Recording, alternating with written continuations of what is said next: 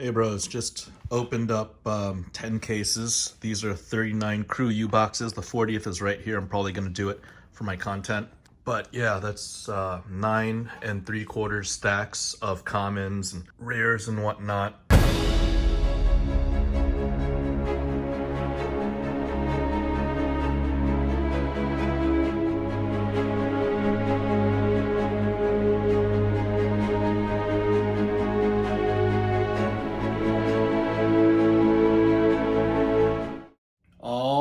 All right. Welcome to FaBled Hunters. Well, Yenji and Ada aren't here, so I'm gonna open some stuff. I'm a little excited and also anxious in making this video because it's been literally like 24 hours since I made a not so positive video about the secondary market. It didn't benefit me personally to make the video, but you know what? I felt that the public needed that piece of perspective. They needed the truth. The community needed the truth, and they deserve the truth. And but it's just really funny how life works. Not too long after, I'm organizing my cards, I'm sorting magic cards, I'm sorting flesh and blood cards, and a really awesome content creator, Fluke from Fluke and Box, he announced a mega 4-case box opening, and I joined that opening. And you know what? I'm not going to spoil it for you guys, but I saw it. It's like coming up in 3 hours. 3 hours, it was like 3 a.m. I was like, you know what? I'm going to try to stay out for this. And then he started rolling at like 6 a.m. He opened a case, some really hot stuff, bunch of cool Majestics in one case. Then he opened another case. He hit a FaBled. And he's like, wow, if I hit another FaBled in my next 2 cases, then I'm going to open up a WTR box. And he didn't open up a FaBled. He opened up like one of the top 3 cards. We called it half a FaBled. So he said if he opens up another half FaBled in the last case, then he's going to open up WTR. And he's just like, I just want an excuse. I want a reason to open a WTR case. On the last case, the first box, I think it was like, I don't know, I think it was like the first pack, 5 cards in, he hit that top 3 card in cold foil. And he's like, okay, I guess we're doing it. We're opening Welcome to Wraith Alpha. And he did open up Welcome to Wraith Alpha. And I mean, I called which cards, and then I called the Welcome to Wraith card as well. And he hit that card, and like everybody was just so psyched. We had almost 50 people watching live at 7 in the morning, 8 in the morning Eastern time. And I was like, I didn't know that many Fab people were awake, but it went down. I mean, long story short, I haven't slept in like 2 days, and I just was filled with adrenaline. Even after the WTR, Fluke was like, I can't sleep either. And he opened up another Arcane Rising first edition box. And it was just so crazy. I was so happy for him, and I was just so dug into that experience that I was like, I can't let myself go to bed. So I looked around. I was like, what is the least guilty box or batch of boxes I can open? And it just turns out that I had never opened Crucible of War Unlimited. I literally, before this morning, I had not opened up Crucible of War Unlimited, and it's already late at night, so I've been up for like 50 hours with no sleep. But it was just such an exhilarating experience. And even before this, like, I was waiting to get about 25 cases before I opened up all my Crucible of War, because I wanted to guarantee that I had like a good shot at getting 2 of every FaBled and Legendary and basically everything. And then I said I was gonna go for it. And one other thing, there's a prominent, really hardworking content creator that I respect very much, and I didn't make it public or announce it, but I told myself before even opening box 1 of case 1 that this guy, for how much he works and how hard he works during the day and how hard he works on his content, he still doesn't own a Findel Spring Tunic. And I was like, that's really a shame. I need a Findel Spring Tunic for, my play set and my kids' play set, because I'm leaving a play set for myself, my children, so that when they grow up, they can play every single deck of Fab. And yeah, we are on the chase for the tunics. So far, 39 boxes out of 40 boxes, meaning 10 cases, have been opened. We're gonna do the 40th box, and then we're gonna review the contents. I've got some math already preliminary written out. There's 2.5% of this mass box opening that I said I had to hit the brakes. I had to even ask some people in the community like what's going on, because it's just serendipitous. Like, it was completely meant to be. Fluke just went on a hot streak, and I would say that this batch of 40 boxes, it's the most fun I've had opening any sealed product in my life. And I've been, you know, in trading cards and even in Marvel cards and, you know, collectible cards, baseball cards for about 40 years almost, or at least 35. So this was something, and I wanted to leave the last piece for the viewers. That said, my best time ever in opening a box has been about 7 minutes and 26 seconds. I'm gonna time myself and try to break that. It was with Welcome to Wraith. There's obviously less cards to deal with in Crucible of War, so I'm gonna get the packs out, and then we're gonna start the clock. Not yet. Get the packs out, open, get the 24 packs, left Twix, right Twix. And I mean, when you're super nerdy and super engaged in this stuff, 39 boxes already, you kind of start thinking about how to become more and more efficient. So I think I've come up with a way to get my time down. I'm only gonna sleeve the important cards, and I'm gonna go starting in, Big Baby, if you could help me. Press the start button right now. Go. Okay. Go. So the first idea is to go down the left with the pull tab. Uh-oh. Uh-oh, that's not gonna be good. That's gonna mess with my time. These pull tabs aren't cooperating. They're supposed to be a feature, not a deterrent. Let's see, pull tab. Half a box first, then the other half. Just trying to break my time of 7 minutes and 26 seconds. Because I've been training. I've never done this. I can't do this stuff because I think Renji would be like, what's the point? Ada would be like, you know, falling asleep, like, what the hell's going on? All right, we have our majestic number 1, rare, common, stacks, 2, stacks. Okay, copper token, rares, commons. Number 3, so far, feigned death, nothing to write home about. Okay, merchant dominance. Next, we have Pitfall Trap, our first rare foil. That's great. Moving on, 1 minute. Crap, not making great time. Gotta beat, ooh, another majestic Chain Lightning, Soul Bead Strike. Really cool art on the Soul Bead Strike. Next, we have Malvern Sky, Salt the Wound. Malvern Skies used to be a $10 plus card, I remember. I heard it's dropped significantly, so. Okay, Brutal Assault, Crane Dance. All right, halfway through, Emerging Dominance, Towering Titan.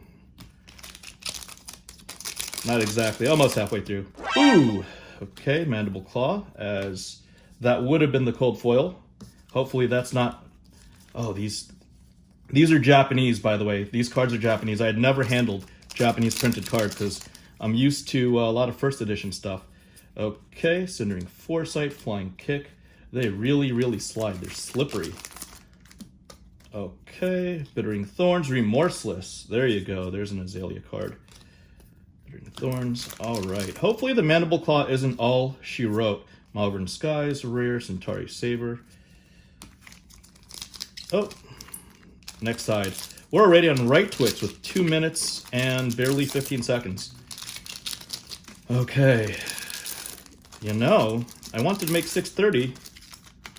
A little tired, but I think I might be able to do this. Hopefully there's something to sleeve. I don't mind getting a big hit so that there's something to sleeve.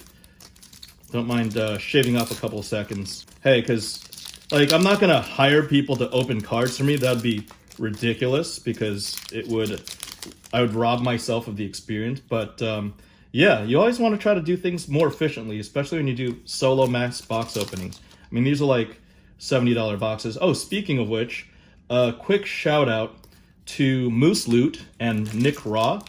Nick Raw gave the community a Black Friday special, and I think he was selling these on Facebook for $70 a piece shipped per box at $280 per case. Ooh, Coax a Commotion. That's a great majestic. All right. Looking for something over here and over here, but we will see. Pitfall Trap, no. 3 minutes. Holy crap. Am I gonna... Oh, Twinning Blade, majestic foil. That's a hit. I got something there. There you go. There's no full art Twinning Blade, but that's still a great Durantha Bay hit. That's a very, very playable card. Some say that's the key card in the deck to, ooh, Kyle Berserker, ooh, Stamp Authority. Very nice. It's a double hit on that pack. You got a Hero and Kyle, you got Stamp Authority, and we got Twinning Blade. Okay, let's see, riled up, common, Towering Titan. All right, I'm not gonna make 4 minutes, but I can definitely make 5. Little bit of spice in the close. Little bit of spice, 3 more packs. 3 more packs. Ooh, Unified Decree. Okay, Pathing Helix. 2 more packs. All right, I've never done this that fast. I guess having practice on 39 other boxes helped. Suckless research notes, and stop. 4 minutes and 28 seconds. Got 24 packs, completely left and right twits. These I will put next to the foils, so that's 40 boxes worth of common rainbow foils, 40 boxes worth of rare rainbow foils. Sounds like a lot of boxes, but after you look at it, it's really not that many foils because you only get 1 foil per pack. And then I will put the commons. So we've got right here 10 cases worth of commons. These 2 stacks are 10 cases worth of rares. We've got a Twinning Blade, which I'll add, only 1 Majestic. So we've got Majestic Rainbow Foil, we got 51 for 63 total. And we've got non-foils. Let me put this by the Twinning Blade stack. Twinning Blade, Flood of Force. Oh, need a second foil Twinning Blade. Unfortunately, that's the only one we have. Unified Decree. I'll put these in the right order. Stamp Authority. We didn't get any other gear. That's unfortunate. Remorseless. Chain Lightning. So we got 6 Majestics. This was definitely not a great box. It was a great time on the box, but that will conclude our opening of these 40. So I'm gonna add 6. I have 216 Majestic non-foils out of a case. 240 divided by 40 equals 6 Majestics, non-foil Majestics per case on average. All right, where is it? Mangle, Righteous Cleansing, Stamp Authority, Unified Decree, Remorseless, Feign Death, Chain Lightning, and the crowd favorite, Ultimate Pit Fight, UPF favorite as well, Coax of Commotion. All right, we are done. Let me just get my stacks in order, clean up a little bit. All right, I'm back. The box did take 4 minutes and 28 seconds, but I'm just super OCD. It actually took me probably the 2 minutes that I saved to grab all the little pieces and all the packs and whatnot to, yeah, put it back in the box so I have a clean working space, because all that stuff down there was just bothering the hell out of me. Of course, box number 40 was not that exciting. I also added to the math 216 Majestic non-foils that were class specific or just action cards, and 21 of those were equipment. So that's an over 10-to-1 ratio, 10 to 1 on the Majestic non-foils. But I want to dig a little deeper. Now that we have a good sample size, over 30 boxes is a good statistical set of data to dig in and just take a look. I'm sure people already know this, and you know, we figured it out in first, but let's just take a quick look.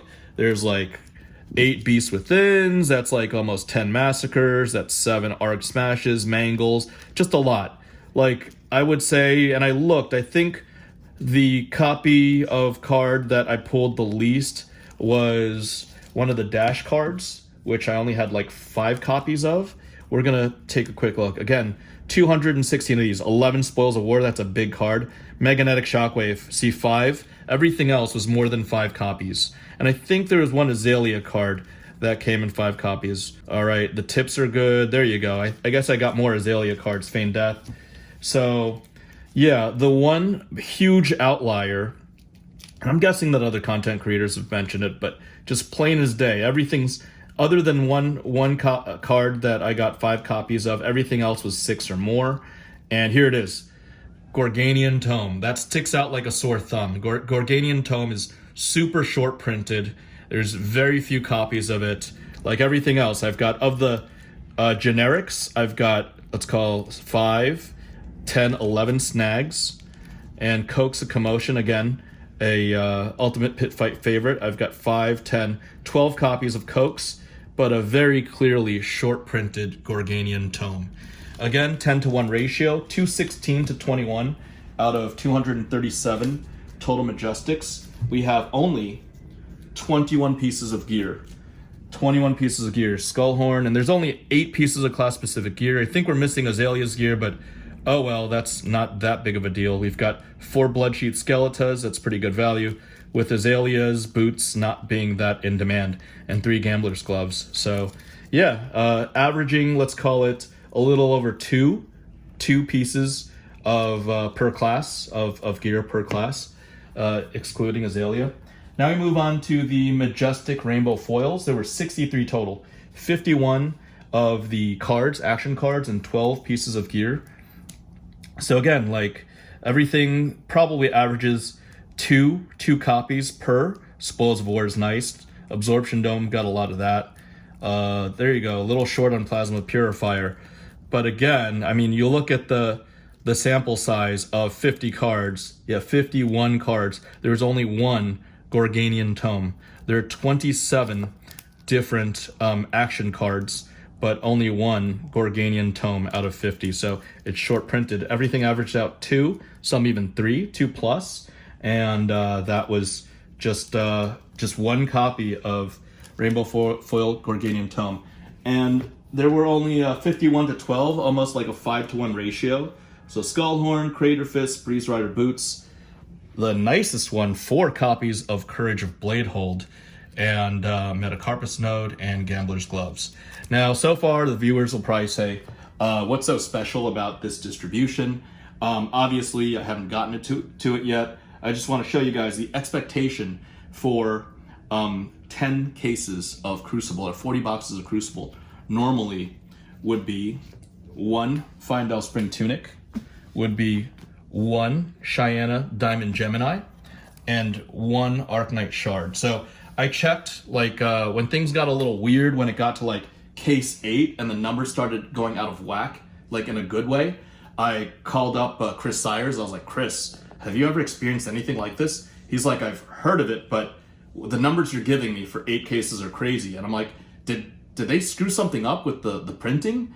And then I got a third opinion. I got Trevor from FaBled Hobby. I talked to Salty Whale, Michael Lamar. I talked to James Badger, AAA, Ben Keel, and a whole bunch of, I mean, we just had a whole lengthy discussion about this, and everybody said, no, this is super unheard of. This is a true outlier. And like I said at the very beginning, even before I opened the first box, I came into this thinking about, you know what?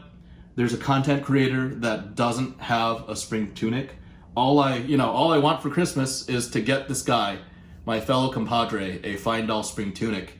And lo and behold, 10 cases, 40 boxes. It's supposed to be 140 boxes. We have the second and the third Fyendal spring tunic. So one of these is going to this very special content creator that is tunic-less.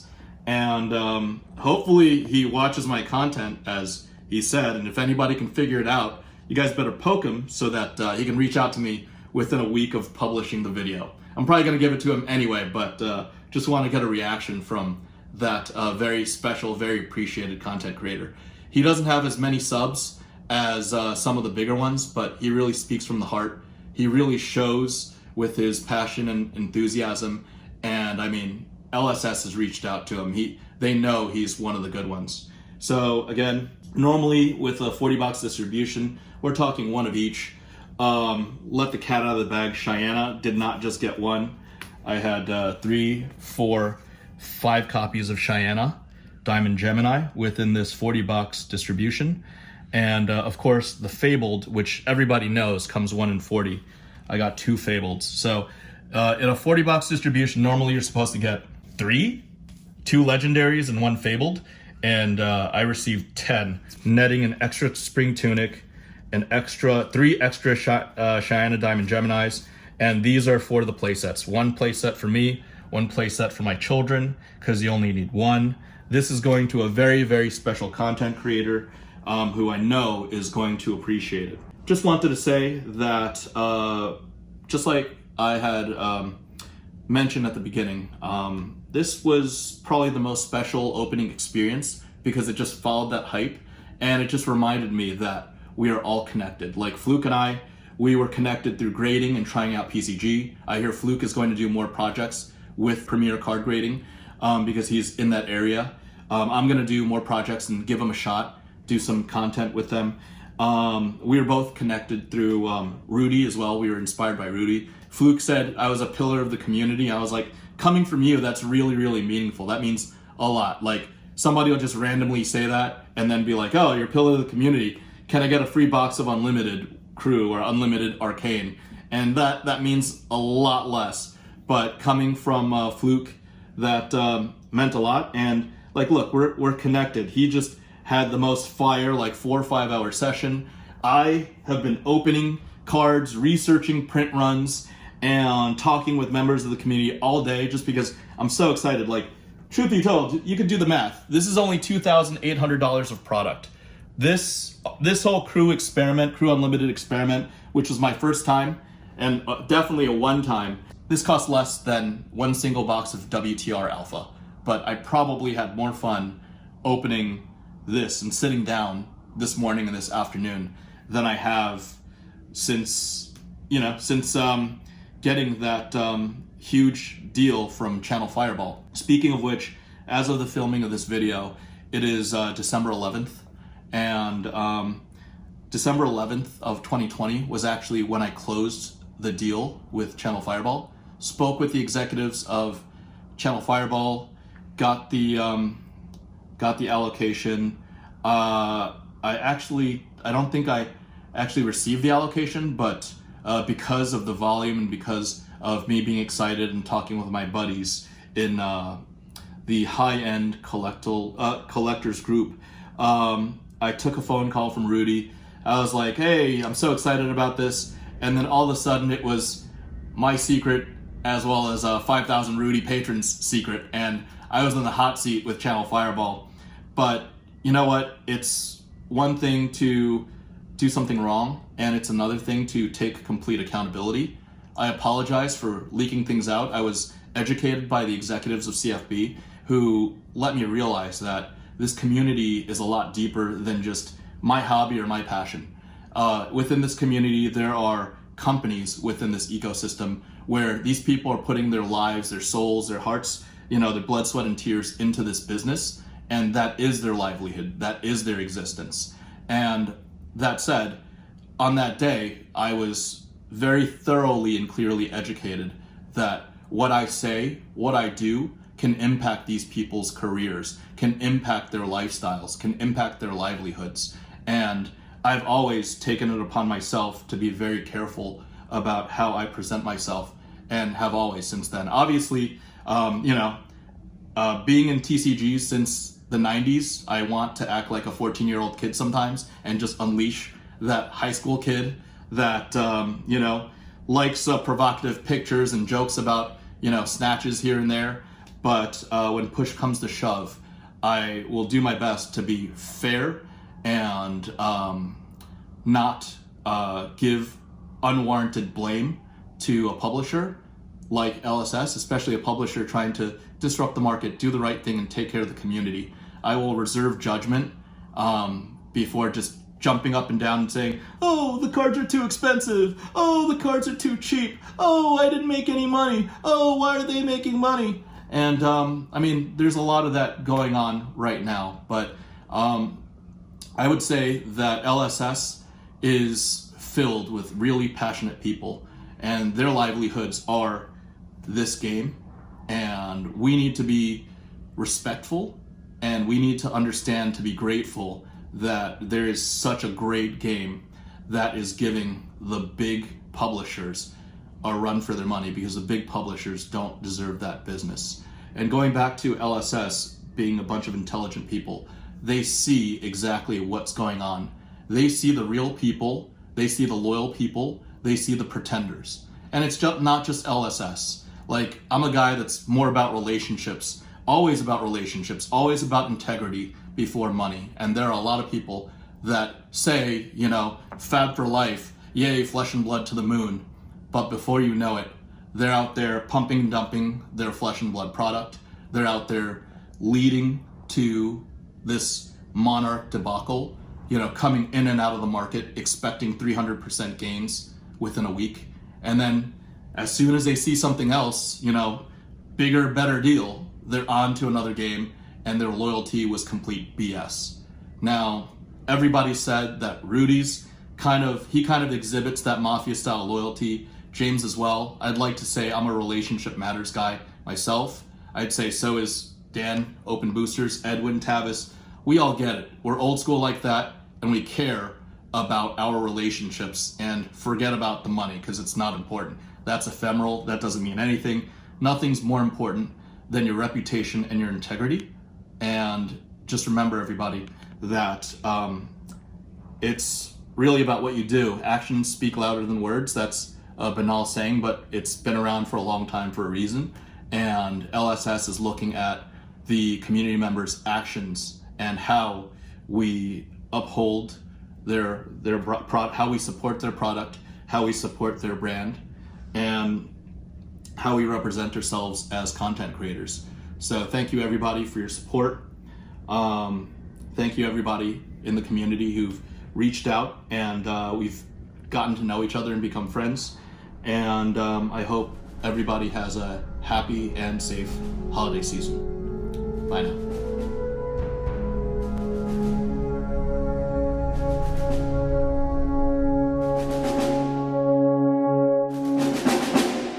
I can't believe I didn't mention it, but there was one prevailing community theory that came up in discussing with Chris and Michael and the gang.